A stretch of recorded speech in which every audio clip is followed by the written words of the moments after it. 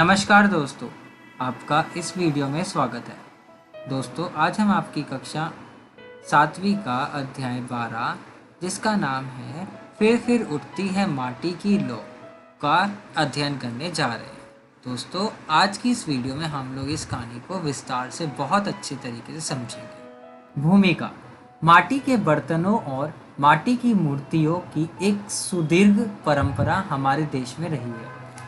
माटी का दिया तो सदियों से बहुतेरे घरों में जलता ही रहा है और आज भी जलता है। आधुनिक जमाने में भी माटी की यह महिमा हमारे देश में कम नहीं हुई। इसे गनीमत ही समझिए। आधुनिक उपकरणों ने शहरी जीवन में माटी की जगह भले ही कुछ छीन सी ली हो, लेकिन यहाँ भी कम से कम पानी से भरा मटका अभी भी बचा हुआ है, जिसका पानी पीना बहुतों को अच्छा लगता है। तो दोस्तों, इस कहानी में ये जो कवि है प्रयागशुल्क, वो ये समझा रहा है कि हालांकि माटी के बर्तनों और माटी की मूर्तियाँ की जो परंपरा है वो देश में रही है, हमारे ही देश में रही है, और वो थोड़ी थोड़ी धीरे धीरे करके कम हो गई है, लेकिन आज भी बहुत से लोग क्या पूरे देश में आज भी ये परंपरा है जहाँ पे माटी के बने दियों को सदियों से जलाया जा रहा है। और इससे बनी मटके, जिसको वो गर्मियों में पानी भर के पीने के योग्य रखते हैं, उन मटकों को भी लाया गया है अपने घरों में, जिसका लोग आज की डेट में भी चरण करते हैं, जिसका पानी बहुतों को बहुत अच्छा लगता है। माटी के गमले भी क्या शहर है क्या गांव है, सब जगह दिखाई पड़ते हैं। दिल्ली जैसे शहर की ही बात करें तो हर गली मोहल्ले में रेडी पर मिट्टी के गमले बेचने वाले मिल जाएंगे। माटी की सजात्मक वस्तुएं भी शहरों में काफ़ी बिकने लगी है। हालांकि दोस्तों, अगर आप अपने घरों में भी देखें तो माटी के बर्तन, माटी के गमले भी बहुत होंगे आपके घरों में। सबके घरों में मिट्टी के गमले जरूर मिल जाएंगे। तो दोस्तों, इसका कहने का मतलब है माटी की जो वस्तुएं हैं, चीज़ों की जो है खपत लोग कम करने लग गए हैं, लेकिन आज भी इसका बहुत से लोग हैं जो सदियों से इसका चरण कर रहे हैं। तो दोस्तों, जैसा कि आपको इस आकृति में, स्क्रीन पर बनी आकृति में दिख रहा है, ये कुछ आधुनिक घरों में आपको मिट्टी से बड़े बड़े मटके सजे हुए मिलेंगे, जो कभी अन्न रखने के काम आया करते थे। लेकिन माटी की चीज़ों के इस प्रचलन से यह नहीं मान लेना चाहिए कि हमारे कुम्भकार की हालत बेहतर हो गई है। वह तो लोग जहाँ का तहाँ हैं और कई आंकड़ों तो उपलब्ध नहीं है, लेकिन यह एक सच्चाई है कि अब कुम्भकार के पेशे को स्वयं कुम्भकारों की नहीं पीढ़ियां चाव से नहीं अपना रही है। यह भी एक सच्चाई है कि और चीज़ों की कीमतें चाहे जितनी बड़ी हों, लेकिन मिट्टी के बर्तनों और मिट्टी से बनाई गई चीज़ों की कीमतें बड़ी भी हैं, तो बहुत ज़्यादा नहीं। दोस्तों, यहाँ पे ये समझा रहा है कि जो कुम्हार लोग हैं, जो मिट्टी का बर्तन बनाते हैं, मिट्टी के मटके बनाते हैं, मिट्टी के गमले बनाते हैं, वो लोग तो बना ही रहे हैं क्योंकि उनके पूर्वज इस चीज़ को बनाते आए हैं। लेकिन जो उनकी आने वाली पीढ़ी है, जो अब आ रही है, वो इस परंपरा को नहीं अपनाना चाह रहे हैं। जैसे कि अगर आपके पिताजी बिजनेस कर रहे हैं तो आपका भी जो मन है उसी बिजनेस को आगे बढ़ाने में लगता है, लेकिन जो ये कुम्हार लोग हैं, जो ये काम कर रहे हैं अपना, उनके आने वाली पीढ़ियाँ इस काम को अपना ही नहीं रही हैं। दोस्तों, हम सबके मन में रहता है कि क्या हुआ, ये माटी का ही तो है। कुछ दिन पहले मेरे एक मित्र अपने लिए माटी के कुछ गमले खरीद रहे थे और 7-8-10 रुपए के गमलों की कीमत वह आदतन कम करा रहे थे। इस पर उनकी बेटी ने धीरे से बोला कि पापा, इनकी कीमत कम क्यों करा रहे हो? मुझे उसकी बात अच्छी लगी। आमतौर पर कुम्भकार के हिस्से में सचमुच बहुत थोड़ी सी ही राशि आती है, पर सच पूछिए तो बहुत ज़्यादा राशि की उम्मीद वह करता भी नहीं है। हमारे देश समाज में उसकी भूमिका सचमुच अद्भुत रही है। कबीर ने भले ही यह कहा हो कि माटी कहे कुम्हार से, तू क्या रोंदे मोए, एक दिन ऐसा आएगा मैं रोंदूंगी तोय। तो दोस्तों, लेकिन कुम्हार ने माटी से अपना रिश्ता कभी अहंकार वाला बनाया ही नहीं। उसका रिश्ता तो इसके साथ एक बहुत गहरे लगाव और प्रेम का रहा है। बिना उस प्रेम और लगाव के माटी की मूर्तें संभव ही कहाँ होती हैं। कुम्भकार की माटी ने इस देश में एक से एक चमत्कार प्रस्तुत किए हैं। बंगाल के विष्णुपुर के टेराकोटा के मंदिर हो या बांकुड़ा के घोड़े या फिर दुर्गा और काली की प्रतिमाएं, बहुत बड़े आकार में भी कुम्हारों और शिल्पियों ने अद्भुत चीजें माटी से बनाई हैं।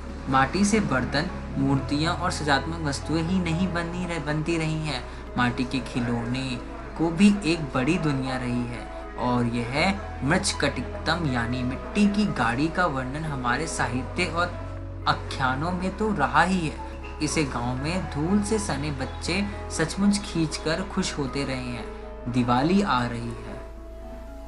बिजली के लट्टुओं और मोमबत्तियों की जगमगाहट के बीच अभी भी स्वागतम माटी के दिए की सबसे ज्यादा दिखाई पड़ती है, क्योंकि बहुत से लोगों के दोस्तों घरों में परंपरा है कि माटी के दिए जरूर जलाएंगे। चाहे धनी हो या निर्धन हो, माटी का दिया वह घर में रखना ही चाहता है। ये दिए कितने लाख या करोड़ हर साल बनते हैं। आधुनिक काल में अब कुछ नई चीजें भी माटी से बनने लगी हैं या बनवाई जाने लगी हैं। इसे भी शुभ लक्षण ही माने, क्योंकि अगर ये किसी लहर के तहत भी दिव्य बनवाई जा रही है तो क्या हर्ज है। पिछले वर्ष एक परिवार ने हमारे घर दिवाली पर माटी की एक थाली में माटी के लक्ष्मी गणेश और कुछ दिए समेत खील बताशे भेजे थे। माटी की यह थाली, उस पर लक्ष्मी गणेश और कुछ दिए अपने आप में एक कलाकृति की तरह लग रहे थे। यह हमारे पास अभी भी सुरक्षित है। ऐसी ही और भी कितनी ही चीजें पर्व त्योहारों पर, दीपावली पर बनने लगी हैं। इस बीच दूर दराज के आदिवासी और ग्रामीण इलाकों में उन कलाकारों की खोज खबर भी काफी ली गई है जो माटी के अप्रतिम काम करते रहे हैं। इनके बनाए अद्भुत चित्रों, भित्ति चित्रों और मूर्ति शिल्पों की एक बहुत बड़ी दुनिया सामने आई है। यह दुनिया अपने रंग रूप में ही नहीं बड़ी है, उस अद्भुत सौंदर्य बोध में भी बड़ी है जिसे हमारे लोक मानस के सदियों में अर्जित किया है। माटी की मूर्तियां बनाने वाले हमारे कई कलाकार भारत महोत्सव में विदेश भी हो आए हैं और अपनी कला से उन्होंने विदेशी दर्शकों को भी चमत्कृत किया है। पर यह तो संयोग मात्र था। वे अपनी कला का सृजन किसी प्रलोभन में नहीं करते रहे हैं। सच्चाई तो यह है कि वे स्वयं उसे कला भी नहीं मानते रहे हैं, अपने जीवन का ही एक अभिन्न अंग मानते रहे हैं। संग्रहालयों और एम्पोरियमों में पहुंचकर वे भले थोड़ा बहुत अलग ढंग से सोचने लगे हों, पर मूल रूप से तो उनकी माटी ही बसी है। उड़ीसा में बनने वाले खपरेलों में चिड़ियों की आकृतियां देखकर शहरी दर्शक भले ही चकित और विस्मित होते हों, पर जहां वे बनती हैं वहां बनाने की शुरुआत बड़ी सहजता से हुई थी। माटी की चीज़ों की यह एक विशेषता है कि वे अधिक दिनों तक नहीं टिकती, पर माटी की वे चीज़ों जो अच्छी तरह पका ली गई हो, वे तो सैकड़ों साल भी चल जाती है। साथ ही खुदाई में माटी की जो नन्ही नन्ही मूर्तियाँ और सज्जात्मक चीज़ें मिली थी, वे मथुरा के संग्रहालयों में सुरक्षित है और देशी विदेशी दर्शकों को मुग्ध करती रही है। माटी की वस्तुओं का कारोबार अब कुछ ज़्यादा बढ़ रहा है और कुछ चीज़ें तो विदेश भी जाने लगी हैं। कई नए मेले भी शुरू हुए हैं जो माटी की वस्तुओं को प्रमुखता से देते हैं। सूरज कुंड का मेला एक ऐसा ही मेला है जो प्रति वर्ष दिल्ली के पास लगता है। दूसरा उदयपुर के शिल्पा ग्राम का वार्षिक मेला है। पर माटी की चीज़ें तो इस देश में सदियों से मेलों में बिकती रही है। कोई ऐसा मेला ना होगा जहां माटी से बने खिलौने या माटी से बनी मूर्तियां बिक्री के लिए ना आती हों। संबद्ध देश में कोई ऐसा गांव नहीं है जहां कुंभकारों का एक घर ना रहा हो और उसके घर के पास ही एक आवा ना रहा हो। शहरों और कस्बों में भी कुंभकारों के घर रहित हैं और आज भी हैं। इनकी दुनिया कहीं कहीं तो बड़ी है और कहीं कहीं बिल्कुल सिमट सी गई है। माटी के कुल्हड़ों की जगह कागज के गिलास आ गए हैं। पर बंगाल से लेकर देश के अनेक प्रदेशों में चाय की दुकानों पर आज भी छोटे छोटे कुल्हड़ों में चाय मिलती है, जैसा कि आप इस स्क्रीन पे बनी आकृति में देख पा रहे हैं। कई स्टॉल ऐसे भी मिलेंगे जो कांच का गिलास रखते हैं और साथ ही कुल्हड़ भी रखते हैं। माटी के बर्तनों के लिए प्रति एक लगाव अभी भी बना हुआ है।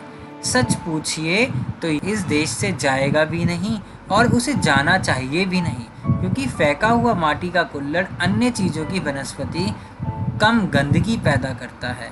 ज़्यादा से ज़्यादा वह टूट फूट कर अपने कुछ टुकड़े रास्ते में छितरा देते हैं जो अतत माटी में ही मिल जाते हैं। माटी को पकाने की तरह तरह की विधियां रही हैं। अलग अलग जगहों की माटी के गुण दोष भी बहुत से बताए गए हैं। कुछ इलाकों की काली मिट्टी से बनने वाले और बर्तनों का एक अपना ही स्वरूप है। बहुत परिष्कृत ढंग से पका ली गई चीज़ें सिरेमिक या स्टूडियो पॉटरी के क्षेत्र में आ जाती हैं, पर अंत में वो पता ही है हमें कि वो माटी की है। माटी से बनने वाली चीज़ों की यह महिमा अक्सर हमारी आंखों से ओझल रहती है, क्योंकि माटी की चीज़ें हैं ही इतनी सहज सुलभ कि हम उन्हीं की और आमतौर पर उतना ध्यान नहीं देते हैं जितना किसी धातु या प्लास्टिक आदि से बनी चीज़ों पर। दिवाली जरूर एक ऐसा त्योहार है जब माटी के दिए, माटी के लक्ष्मी गणेश की मूर्तियाँ और सज्जा की तमाम दूसरी चीज़ों की ओर हमारा ध्यान जाता है और आग्रह पूर्वक की हम माटी से बनाई गई ये चीज़ें खरीदते हैं। दिवाली से जुड़ी हुई और सब चीज़ों में मुझे यह पक्ष सबसे अधिक प्रिय लगता है। माटी के दिए की रोशनी पर भी एक अलग तरह से ध्यान जाता है। क्या ये सच है नहीं है कि आज भी दिया कहते ही हमारे मन में माटी के ही दिए का चित्र उभरता है? ये सच है दोस्तों। आज की डेट में भी अगर हम माटी की बात करेंगे तो सबसे पहले अगर मैं आपसे पूछूं कि माटी से बनने वाली 5 चीज़ों के नाम बताओ, तो सबसे पहले आप दियो, गमलों, मिट्टी के खिलौने, इन्हीं 4-5 चीज़ों का ही नाम लेंगे तो हमारे ही मन में जो दिवाली में बनने वाली जो चीज़ें होती हैं मिट्टी से, उन्हीं के बारे में ध्यान जाएगा। तो दोस्तों, इस कहानी में आपने आज के वैज्ञानिक युग में भी हम अपनी माटी में रची बसी संस्कृति से लगाव रखते हैं ये सीखा। माटी की आकर्षक कलात्मक सजावटी वस्तुएं, शिल्पकला में के अद्भुत नमूने माटी के साथ हमारे गहरे रिश्तों को उजागर करते हैं। आज की डेट में भी हमने यह भी सीखा। पाठ में लेखक यह आशा करता है कि लोग कलाकारों की कला के सौंदर्य की सराहना करने, उन्हें प्रोत्साहन देने और उनके सांस्कृतिक अवसरों पर माटी के दीप प्रज्वलित करने से भविष्य में भी माटी के साथ हमारे संबंध अशुंदर रहें। तो दोस्तों, आज की वीडियो में हमने यह सीखा। धन्यवाद दोस्तों। आने वाली वीडियो में हम लोग और अच्छे से दूसरे अध्याय को और विस्तार में पढ़ेंगे। धन्यवाद दोस्तों।